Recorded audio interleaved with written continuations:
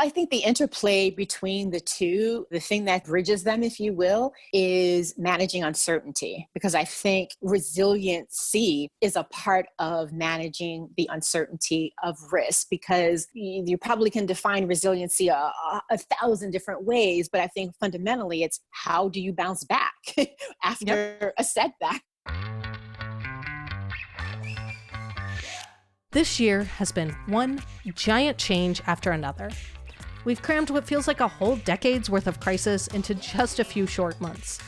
And that rapid pace of change and the disruption of just about every system and structure in our society makes it feel like there are risks everywhere all of a sudden. Every weakness in your business has suddenly been brought to the surface. Everything feels like a crisis, and you're running around in a frenzy trying to shore up all the holes at once. You've barely managed to process and respond to one crisis before it seems like there's another one just around the corner. The sneaky thing about this, though, is that those risks, those limitations, they were always there. It just took a crisis to make you pay attention.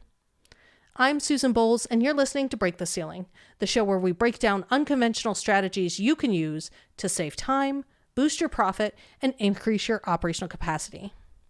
Today, we're kicking off a new theme talking about risks and resilience and the relationship between the two, because I believe they're intertwined. When we talk about risk, we're really talking about managing uncertainty. You know, what are the chances that this bad thing over here might actually happen? But we can't know what the chances are. That's the uncertainty piece. And as humans, we are literally hardwired to hate uncertainty. It stresses us out and it makes us feel unsafe. Our brains evolved to analyze and to predict what's going to happen next. So all day long, we just go around predicting what the next thing will be so that we can make decisions about what to do. When change comes along, it's something new, and because we have no experience with it, we can't predict what will happen, and that stresses us out. There was a research study done a few years ago that basically found that humans would rather know for sure that something bad was definitely going to happen than to be uncertain about the outcome.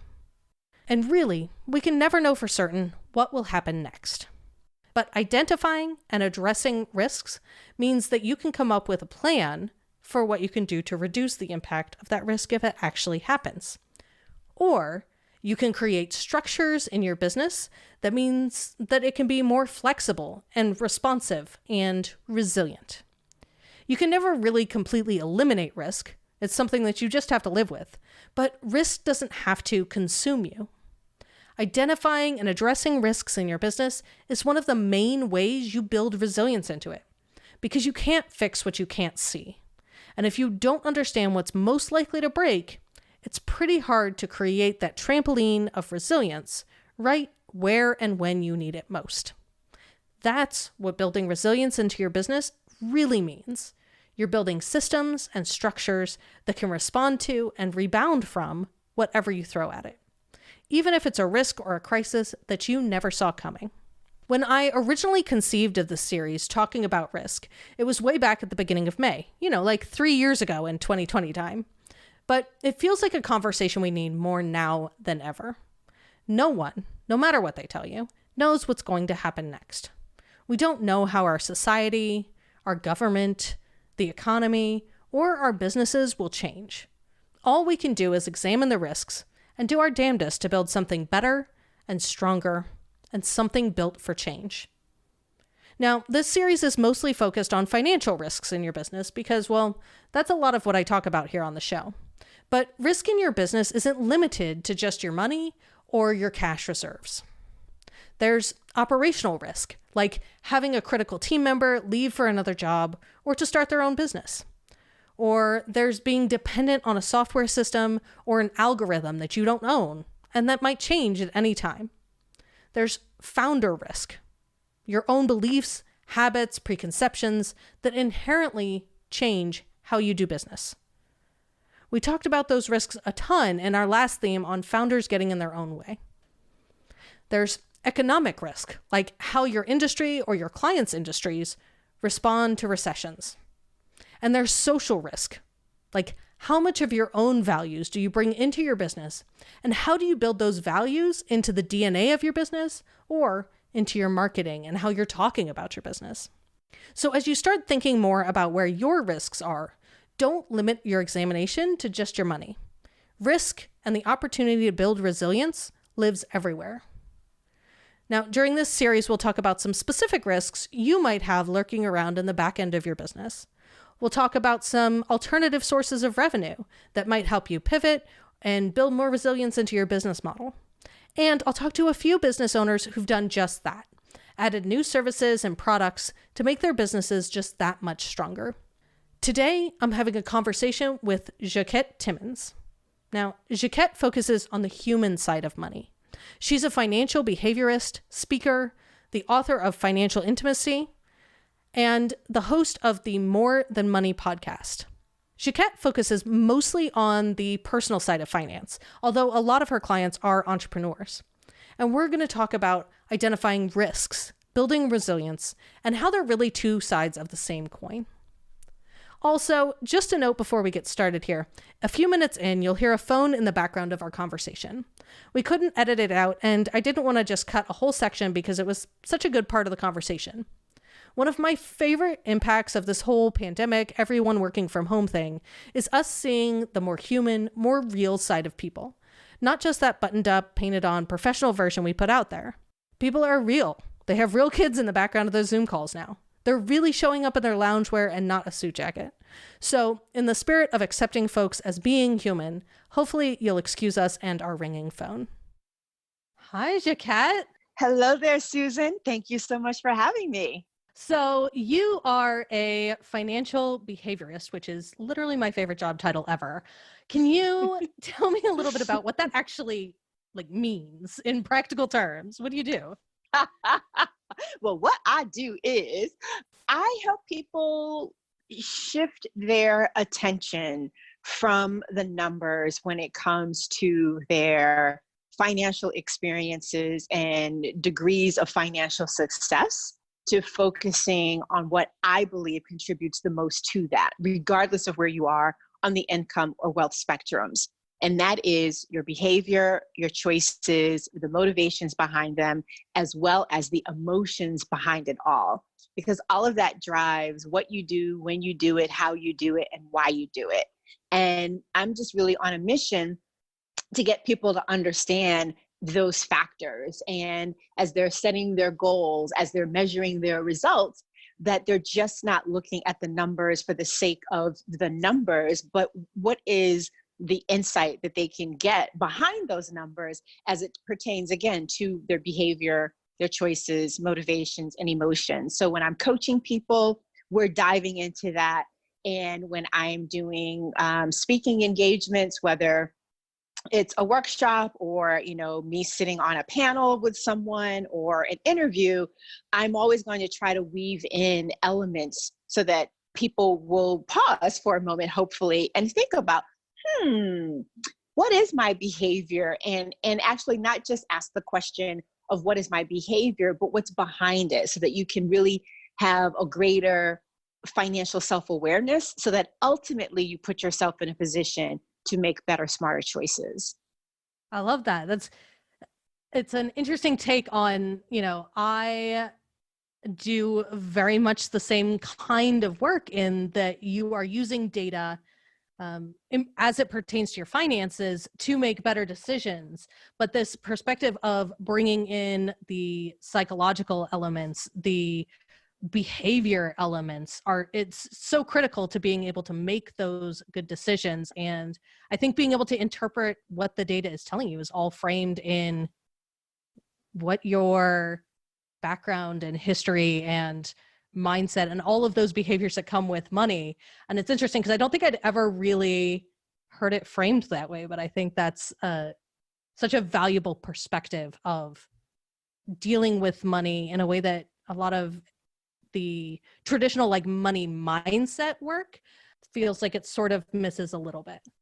Yeah. And it's really interesting because 2 points. One, I think we all quote unquote behave in patterns, right? And so you can't interrupt a pattern that you don't notice. And so in order to understand the behavior, in order to isolate what the pattern is, you've got to collect the data.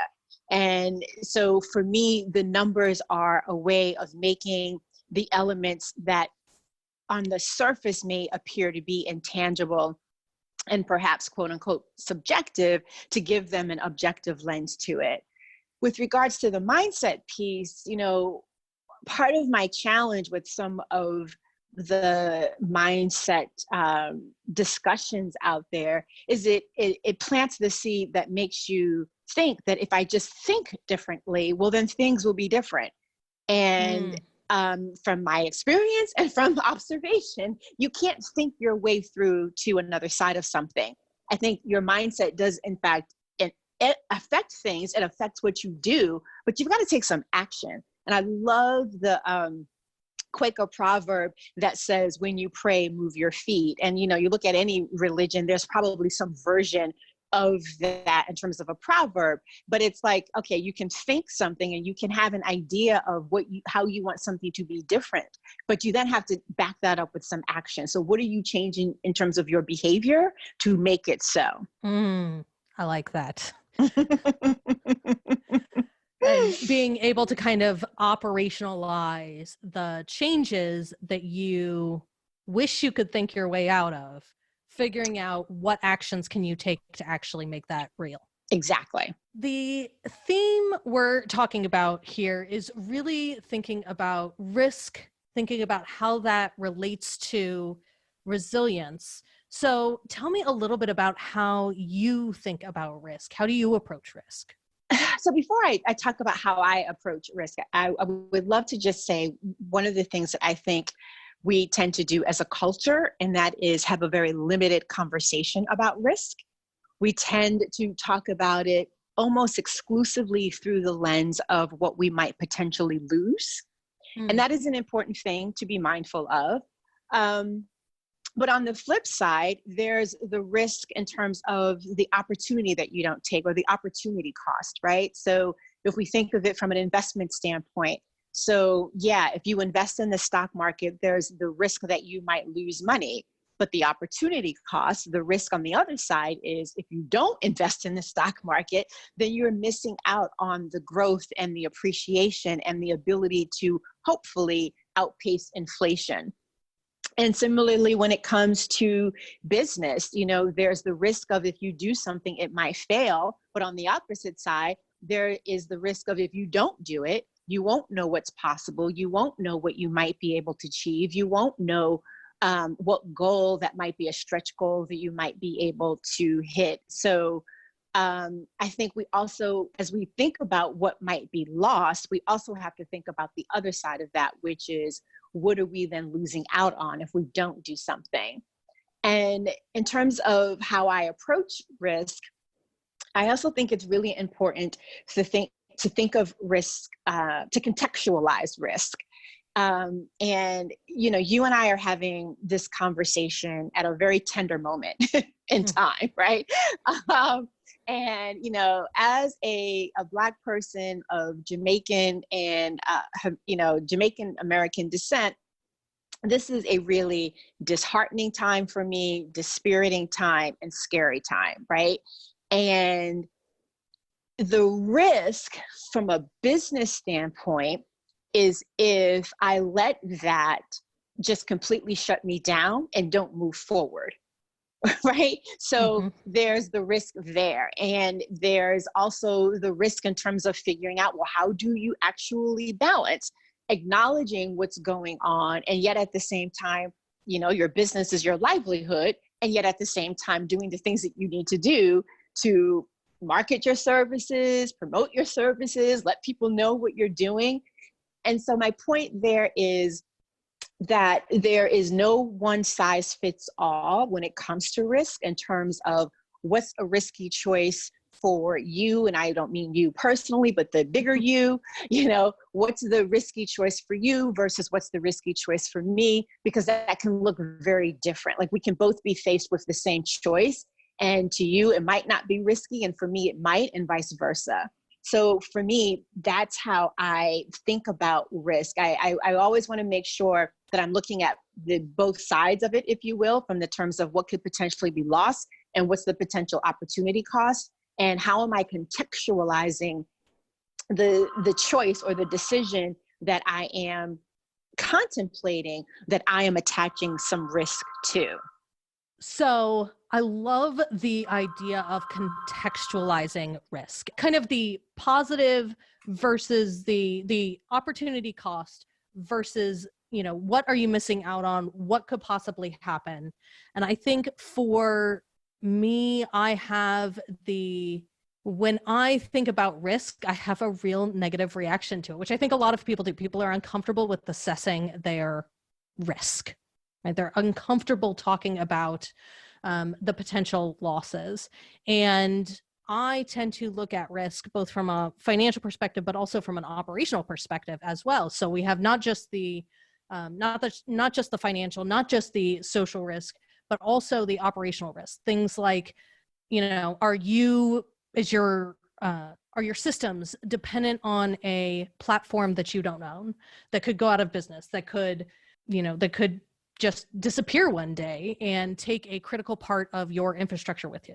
Or do you have a team member that is a critical team member that when they decide to move on to another opportunity affects your operations? And I think that is kind of a third piece of this puzzle here, where every time you assess a risk, there are so many facets of that.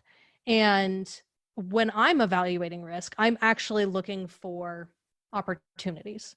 To me, risk is intertwined with resilience, because you look at risks, you examine risks, you dig into those limitations to be able to build resilience. All of those aspects, assessing all of those aspects, build resilience, not just into your business, but into your mindset, into the ability to kind of bounce back from situations. Does that make sense? Yeah, it totally makes sense. And I think, what you have just shared really kind of also invites us to zoom out and make sure that we are taking the time to define the risk that we are contemplating or that we are measuring, because there's financial risk, there's, as you said, operational risk, there is, depending upon what your business is and what it is you might choose to do, there could potentially be brand risk, reputational risk. Yeah, for sure. I think it is an invitation to define the risk.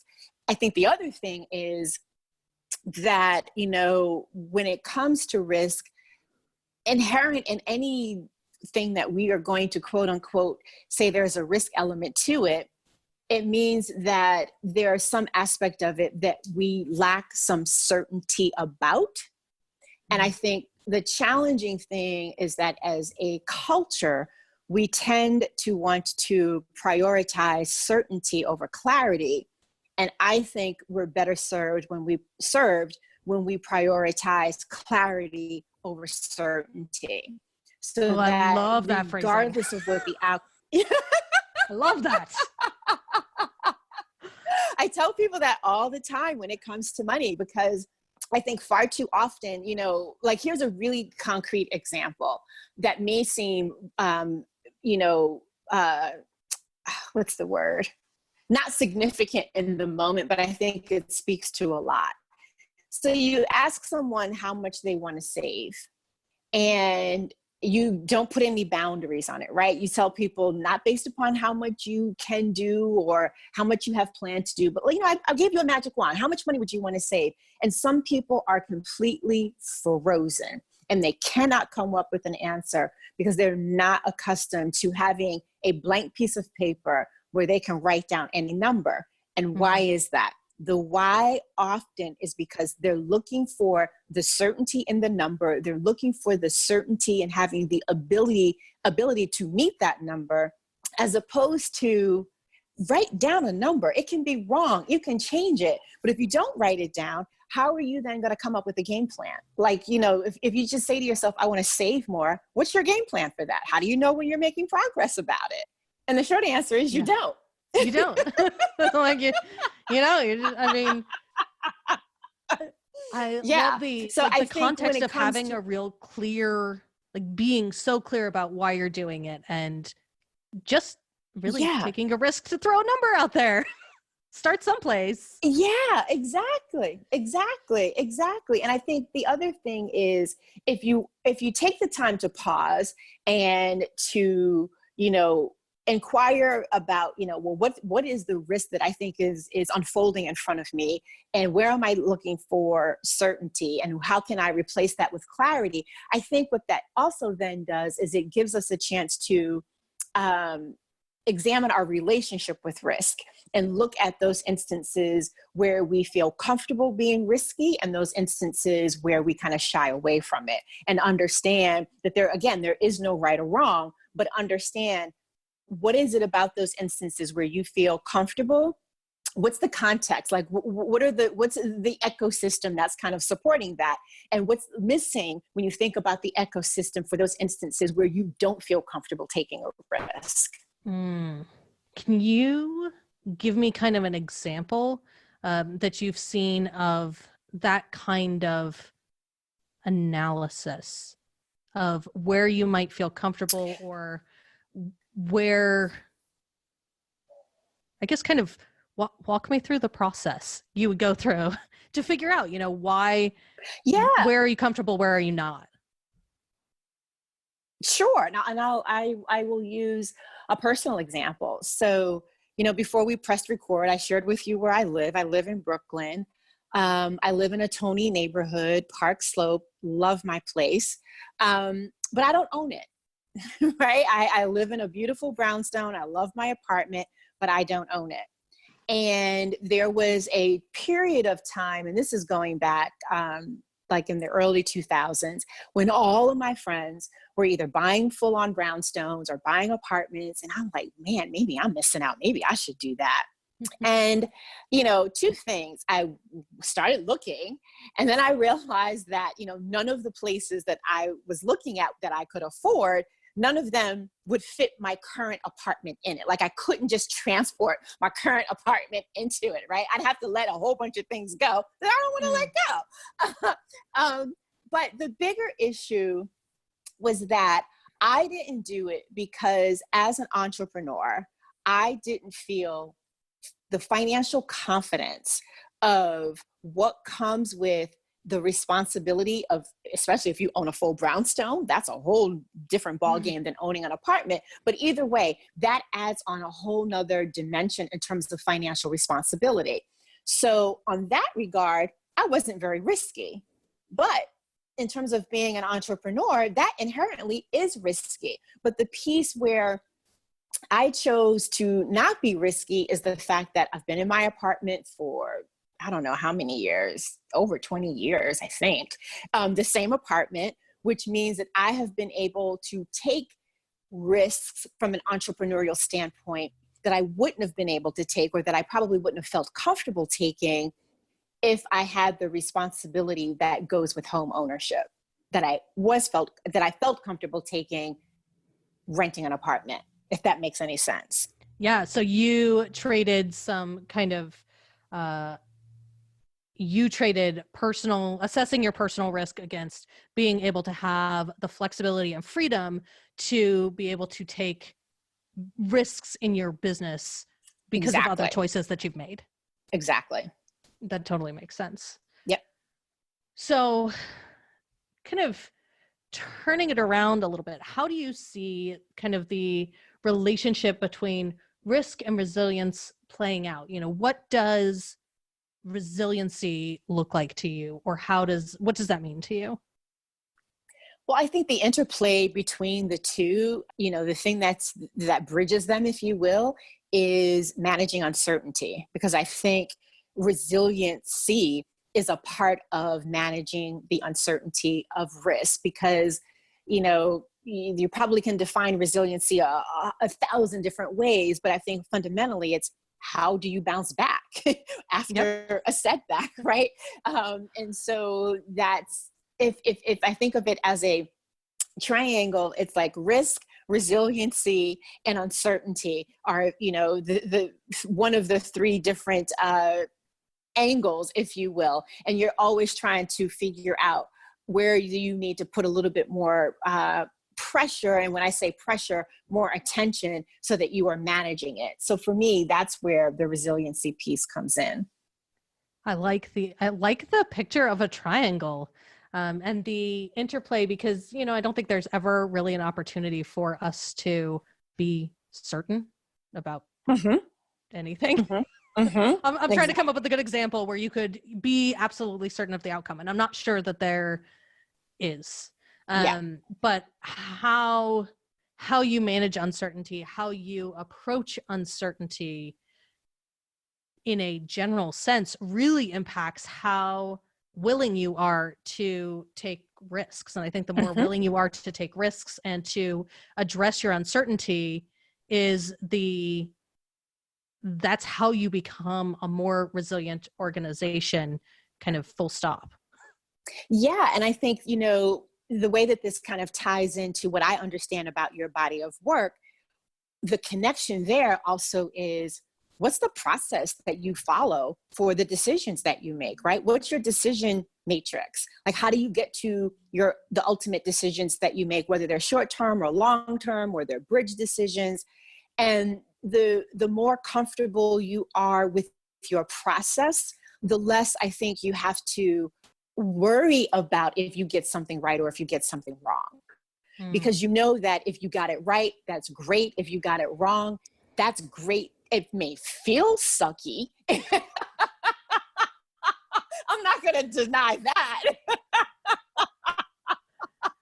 However, if you followed your process, the point is that if it didn't work out the way that you wanted it to, somewhere in there is feedback.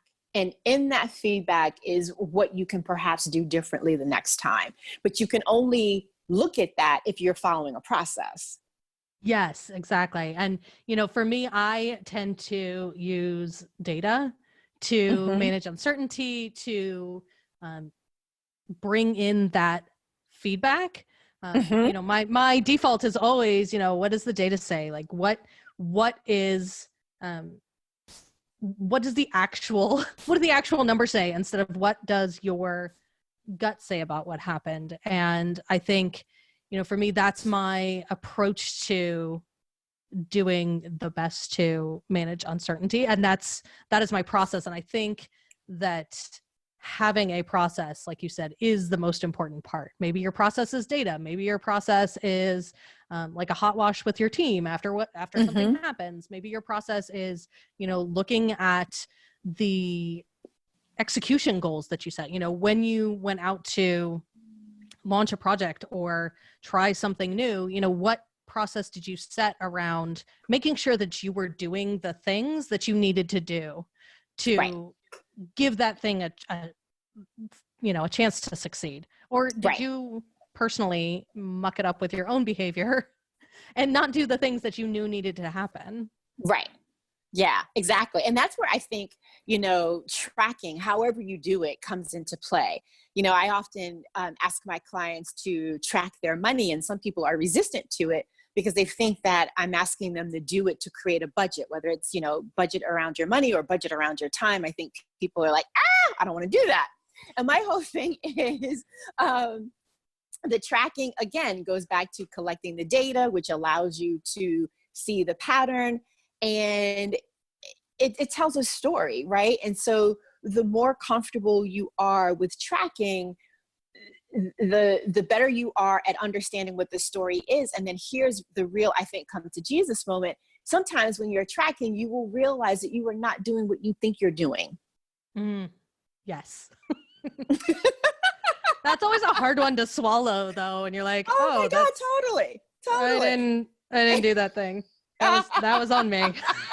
Like in your head, you've done all the things, right? In your head, you did all the things, you did them all right.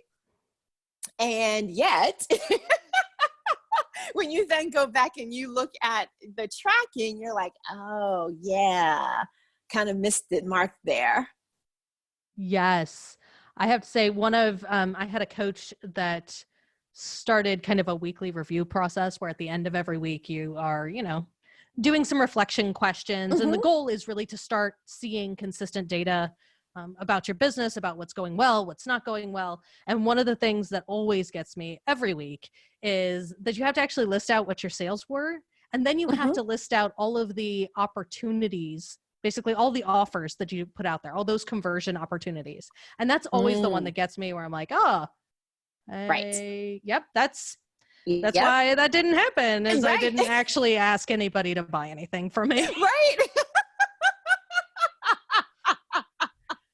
But I think that's one of those, like, it's a very simple routine. It's a very simple system that gives me feedback every week of, this is something that matters, and whether or not I'm actually behaving in the way that I know will grow my business.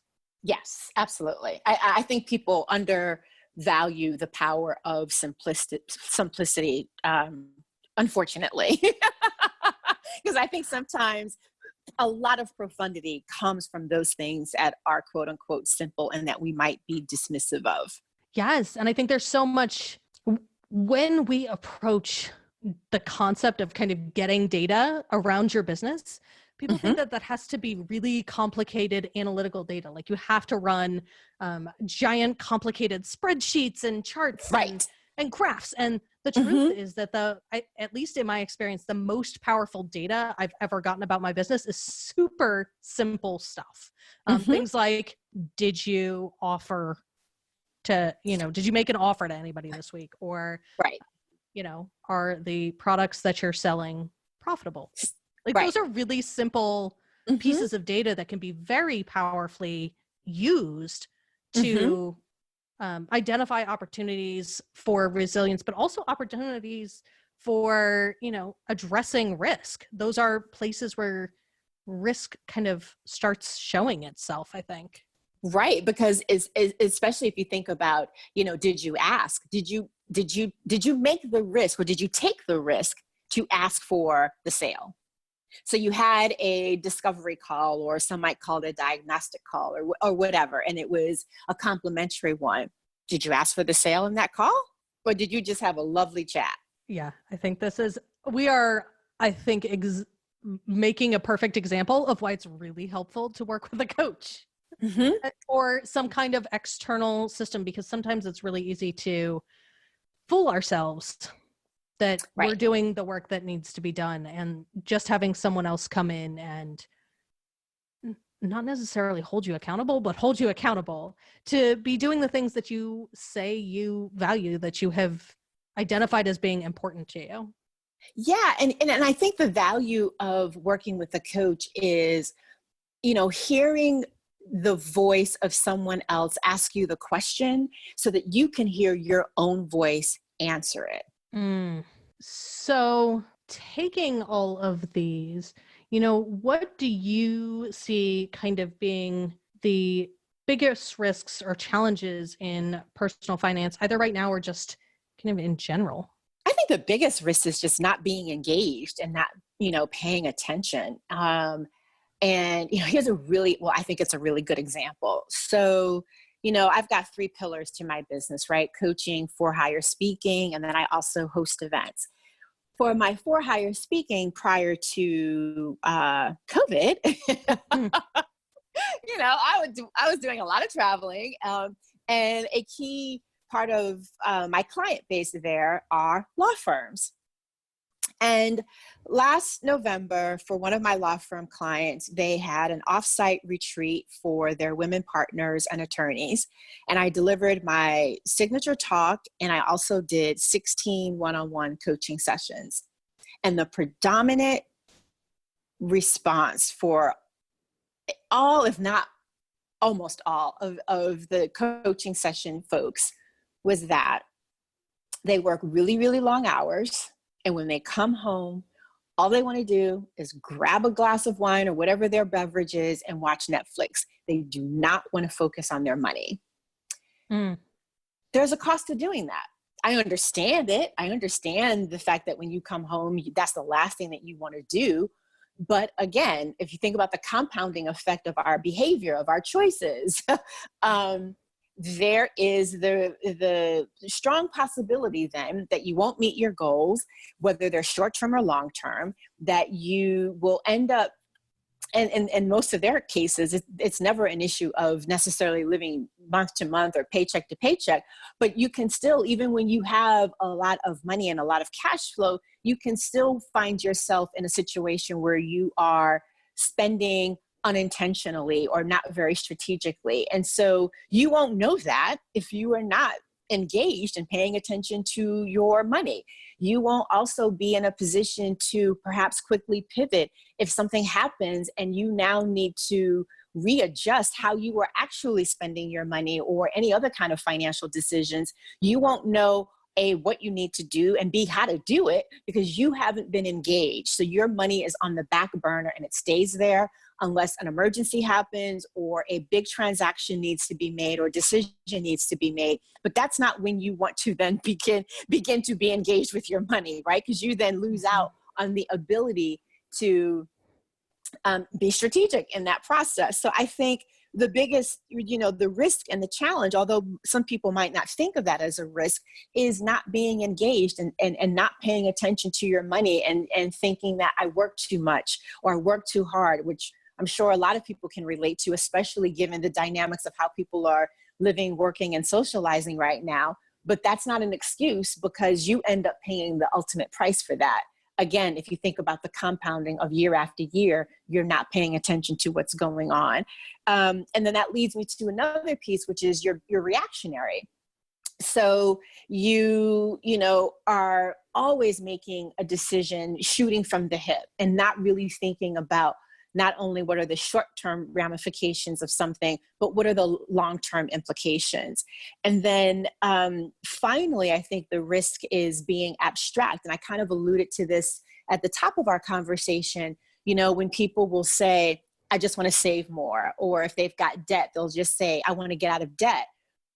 And to me, those are abstract, where to me, you are better served even if you don't have the number precise, if you say, I want to save X amount of money in a certain amount of time, or, this is my total debt, this is how much of it I want to chip away this year. So I think the biggest challenge is that people don't recognize not being engaged as a risk. They don't recognize that being reactionary almost exclusively, they don't look at that as a risk. And they don't really see how the lack of clarity is also a risk. I absolutely wholeheartedly second that, in that, I think a lot of business owners are intimidated by their finances. It's an area where people feel a real lack of confidence. Even people that have done a lot of work around money have a good understanding of it. Everybody always kind of feels like they're not doing enough or they're not doing it well enough. And there's the whole spectrum of, I have, done a lot of research and I feel sort of comfortable, but know that I'm not taking advantage, all the way back down to, I don't want to look at my finances because I am scared. I don't understand it. I don't feel comfortable. I don't want to talk to anybody. And I just want to put my head in the sand and ignore it. And I think you are so right in that there is a real risk associated with not having a good understanding of your finances. And I think that's why systems like Profit First end up being so powerful for some people, is because it's a system that kind of forces you to be, at least every once in a while, looking at your finances, understanding what's going on, understanding what's coming in and what's going out, even if it's just at a basic level. That can really be very useful, very empowering data for folks who have previously kind of just let it slide or ignored it. Yeah. And, I think the other risk that what you've just described speaks to is the risk of not setting yourself up, not setting your business model, your sales process, and your pricing strategy and approach up in a way so that your business supports you personally. I think far too often the presumption is, if you even indeed pay yourself, that if it's doing that, then you are okay. And that may be true for a period of time, but why should your life be just okay? Right? And so, why not have a business that is not only, designed for it to achieve its financial success, but so that the health of your personal finances are integrated into that equation as well. And when I say the health of your personal finances, not just your ability to pay your bills, like your ability to do that, of course, but also what about your own personal financial goals, short-term and long-term, and aspirations and all of that? Is that inherently built in? And while I don't know all of the details of the Profit First system, I know enough about it. And I think what is really can be eye-opening for people practicing that is to see how the price, to see what portion of the price that they charge ultimately comes to them personally, which then ultimately helps to fuel their financial lives. That exercise alone will probably shock the heck out of you and make you think, oh, wow, I really need to think about my pricing. Yes. I think you're right. I've had so many people that are like, oh, I finally set up Profit First, and oh my gosh, and that's the reaction. And I think you're right. I think it's that touch point of you see exactly where your money is coming into, and you kind of have to be more explicit about your priorities in terms of how you spend that money. And it is very easy as a business owner to sacrifice your personal financial well-being for the good of your business, because we all love our businesses. Like, we all got into our business because we wanted to, that was something we wanted to do as a priority that we had. And oftentimes we really forget how intertwined it is with our personal finances. And then you get into the situation where you are subsidizing your business with your personal, and you can only do that for so long. Exactly. And I am on a mission. So thank you for opening the door for me to share it. I am on a mission to really interrupt the narrative that says that we forevermore need to give our businesses everything, including our financial futures.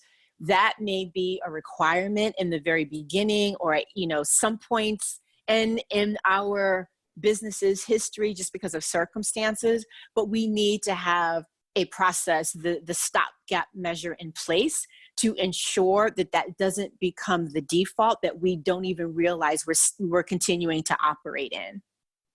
Yes. Oh, I am so passionate. I'm so excited that is your platform, because I think it's so important, and it so often gets missed. We get excited about our business. We want to do everything that we can to make sure that it succeeds. And sometimes it's just a little bit at a time. We don't realize that it's happening. Maybe we just have a temporary cash crisis, and we like, oh, I'll just stop my payroll just for this month. No big deal. I'll turn it on next month when things are better. And all of a sudden, 6 months down the road, you haven't taken a salary, you haven't paid yourself, and you forgot that you made a conscious choice about it that just becomes kind of the standard. Exactly. Yeah. So we talked about a whole bunch of stuff in here. But is there anything that you think we should talk about, either with regard to risk, resilience, anything around the topics we've talked about that you think we should talk about and we haven't touched on yet? Yeah. So, when we talk about risk, resiliency, and uncertainty, those tend to become really illuminated when there is a crisis. And we all know that, everybody, the degree to which people were impacted obviously varies, but everybody was impacted, right? No matter where you live in the world at this point. But, certainly here in the US, no matter where it is that you live, your life in some way has been interrupted and it has been impacted. And so this is an example of a collective crisis. And again, risk, resiliency, and uncertainty, the degree to which you are exposed in any of those areas shows up when there's a crisis. But here's the thing, that's a collective crisis. What we're going through is a collective crisis. We've gone through them before, and sadly, we don't know when it will happen, but we will go through another collective crisis. But guess what? we also go through crises on our own personal levels, whether it's in our personal lives or in our business. And I share that as a way of reminding people that you have a toolkit for managing even this crisis that we're in now. We don't know how long we will be in it. You have a toolkit. You may need to refresh it. You may need to add some things to it, but don't lose sight of the fact that you've dealt with a crisis before. You can deal with this one, and this will just prepare you to deal with the next one. And so in terms of, the theme of the conversation, pause for a moment and think about when this crisis really hit its apex. What did you learn about yourself in terms of where were you most vulnerable? Where was the risk exposed? Where was the uncertainty experienced? Where did you discover your resiliency, right? Because to me, the resiliency also comes into play from the standpoint of asking, where can I be more resourceful? So where did you find yourself bumped up against the uncertainty and the risk, but that helped you to, double down into asking yourself, where can you be more resourceful? Where can you be more creative? And what did you create as a result of that?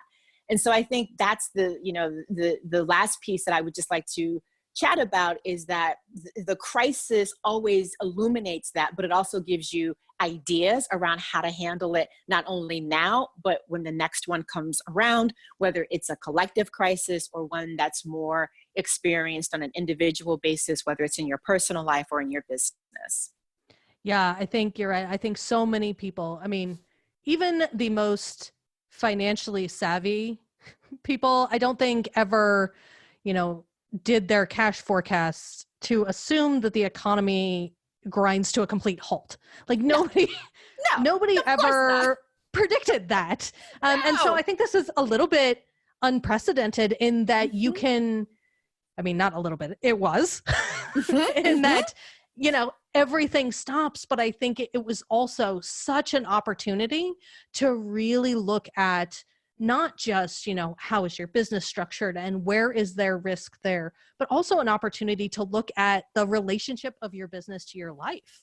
That's a point that you brought up earlier. And this was unique in that it not just forced the economy to stop, but forced us to stop and to take a breath and look at what we were spending our time on, look where we were spending our money, look at values that might have been lost somewhere along the road, and use this as an opportunity. Somebody in a group early on kind of in this mentioned that they kind of were thinking about this as, you're building a puzzle and all the pieces get knocked on the floor and you get to pick which pieces you pick up. And I love that analogy because I do too. To me, it is so empowering that you get to choose what you take out of this, and you get to choose how you rebuild your business. What do you bring in? What do you decide to do in a new way? What do you decide to leave behind? And I think this is unique in that there's just so many facets of it. There's an economic crisis, there's a social crisis, there is this recognition of institutional systems that we had depended on, things like schools that I don't think anybody ever anticipated schools just kind of not existing. Again, nobody predicted that. But what does that now mean in terms of assessing the things that are important to us and rebuilding our business in a way that is better? Better for our lives, better for our business, more resilient. There were a lot of things exposed, I think, about everybody's business in terms of where they weren't resilient or where they were unprepared. I think an example is just in terms of what people expected as kind of a standard cash cushion. Where do you think a good security blanket cash wise is for you? And I think this is something where before this, it had been a pretty long time since a lot of people had kind of experienced a huge catastrophic cash crisis on this kind of a level. And I think that, that colored our perspectives of what what a good cash cushion would be. And Right. I think, coming out of this, a lot of people have seen that just wasn't enough. And maybe you Mm-hmm. never need it again. But this kind of illumination of where that risk lies is for certain going to color your perspective on what feels secure to you. And I think Right. that's definitely a moving benchmark for everybody, is like, what's the number that like feels good, feels secure to you. But I know for me, at least personally, my new level of security is much higher now than it was before. Oh, yeah, totally. And again, I think it goes back to context, right?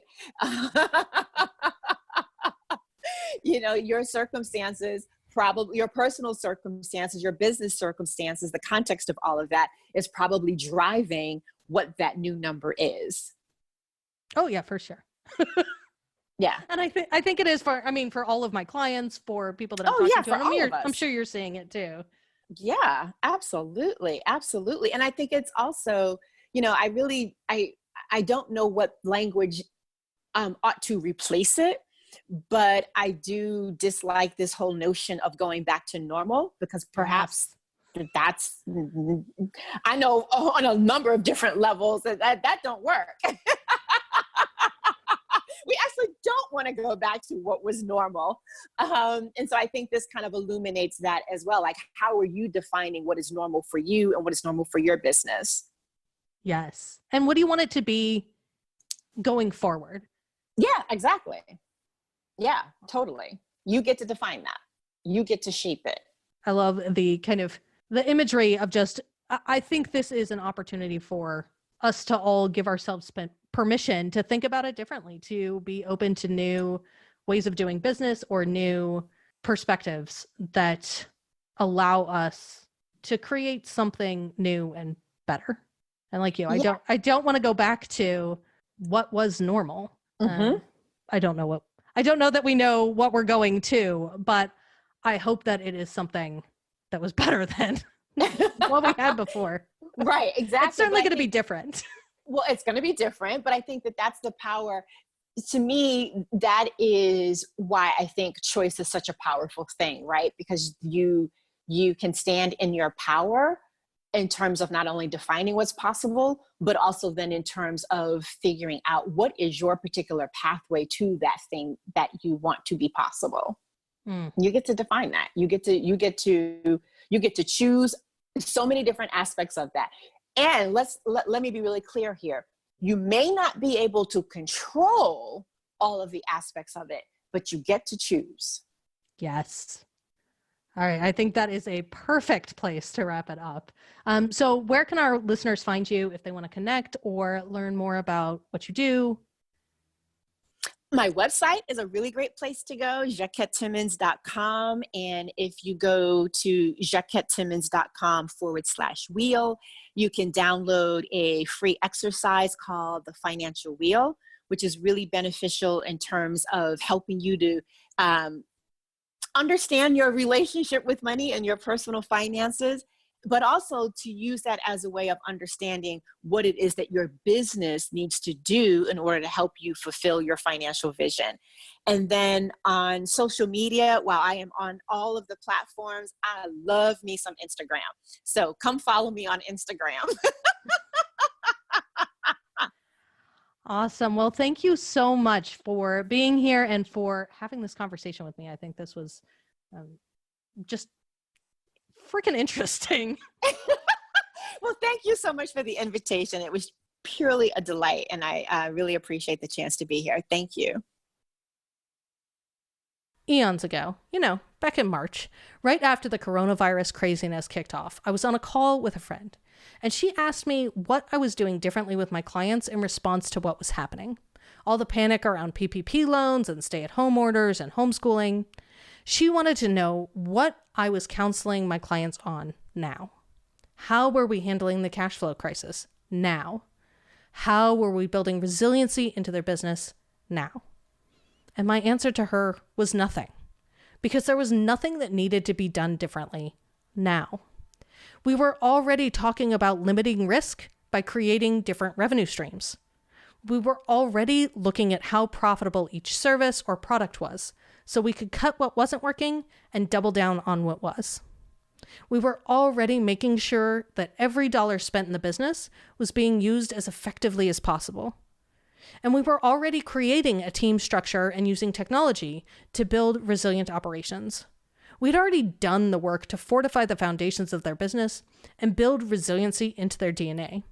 So when the shit hit the fan, we were all suddenly working from home with other people in our spaces.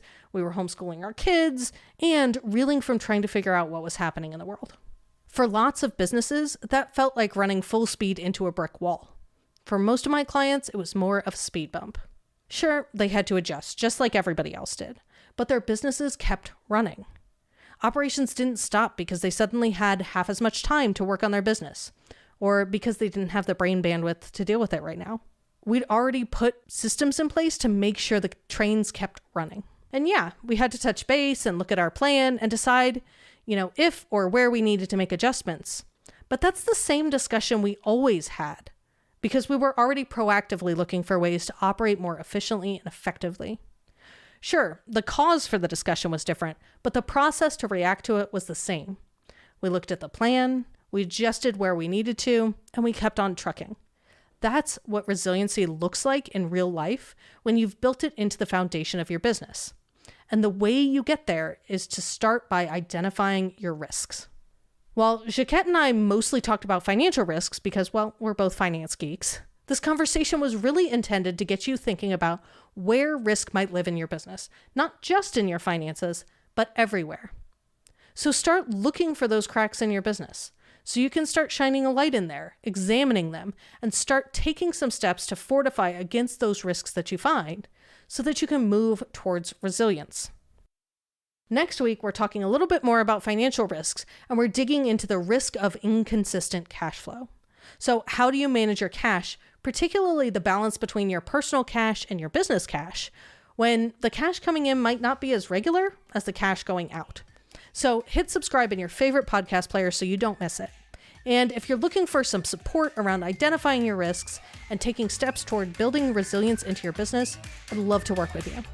Head to scalespark.co to book a call or shoot me an email at susan@scalespark.co. Break the Ceiling is produced by Yellow House Media. Our production coordinator is Sean McMullen. This episode was edited by Marty Seafeld with production assistance by Kristen Runbeck.